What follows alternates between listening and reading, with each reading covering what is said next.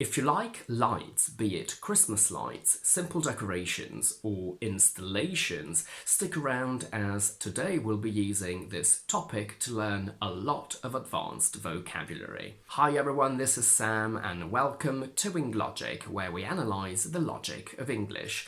I live in London where we have a lot of light festivals, especially in the winter, and that has inspired me to take you on a little photographic tour of the lights and Christmas lights in London, but also in Italy, where I spent my Christmas. And as usual, get ready to be inundated with C1 and C2 vocabulary. You may have heard of the Tower of London. At the end of last year, they projected a 30-minute video onto it regarding the origin of the world and the human race, which comprised not only visual effects but also narration in the background. Now, to be brutally honest, to the naked eye, the definition of the colours was not as sharp as in this video that you're watching now, so weirdly it's neater in this video than in real life, but I have to say it was still mesmerising, and I love how technology allows us to repurpose things, because the Tower of London used to be a prison, and now we can use it as a humongous screen.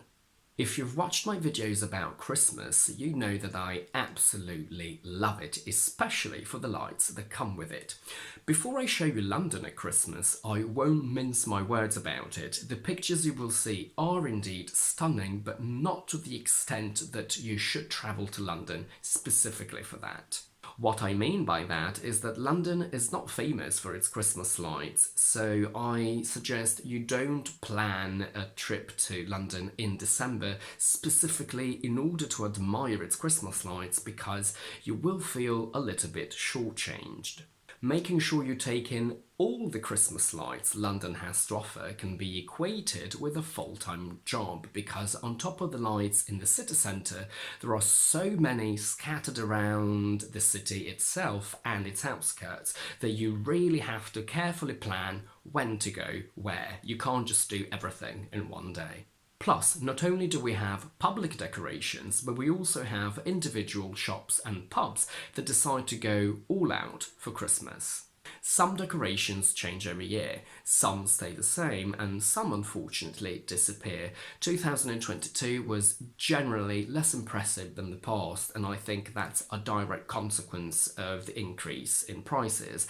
So these pictures you're seeing now are from 2021.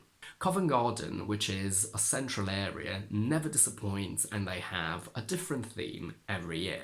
Cartier is famous for this signature installation, and look at Christian Dior. I'm not being sponsored by them, by the way, and I apologise for the quality of some of my pictures because I'm terrible at taking them, and what's even worse is that I actually detest taking pictures.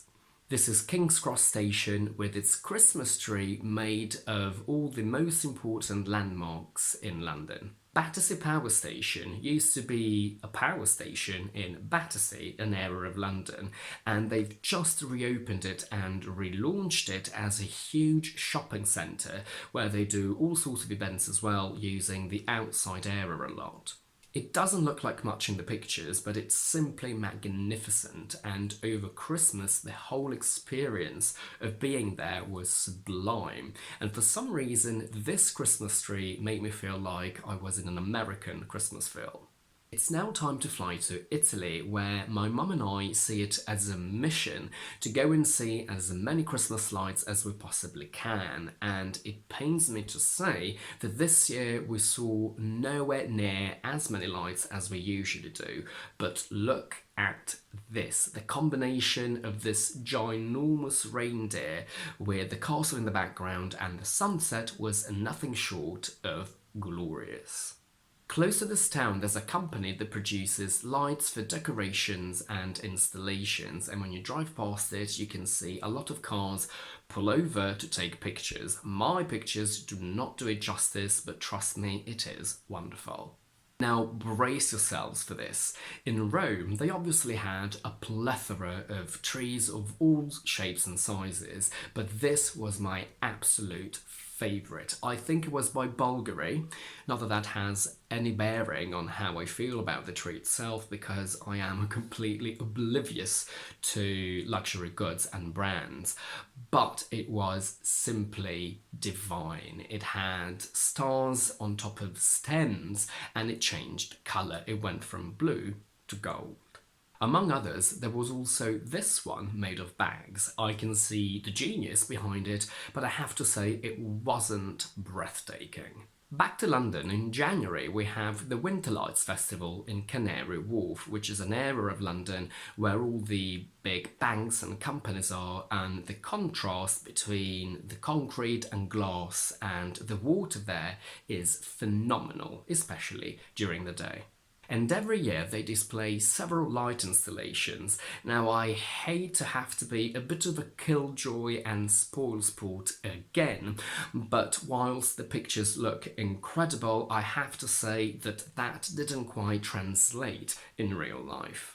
And since they change installations every year, I can definitely say I've seen much better in the past. I mean, I'm not complaining because, first of all of this is free and it's obviously not unpleasant, but they didn't quite blow me away like they did in previous years. And that's it for today. If you like this little tour, please don't forget to give this video a thumbs up and to subscribe to my channel down below.